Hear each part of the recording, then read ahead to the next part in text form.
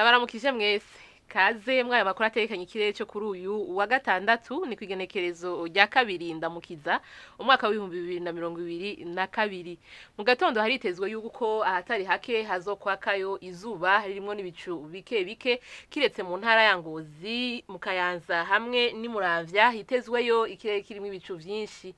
ahazoba hakanye gusumba handi azoba ari mu ntara ya Kayanza imuramvya hamwe n'imwaro ibipimo by'ubushuhe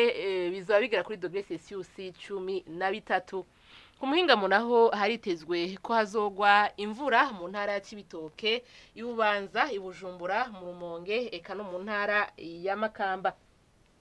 ikirere kirimo ibicu vyinshi kikaba citezwe mu ntara ya Rutana ahasigaye hakazokwa kayizuba harimo n'ibicu bike bike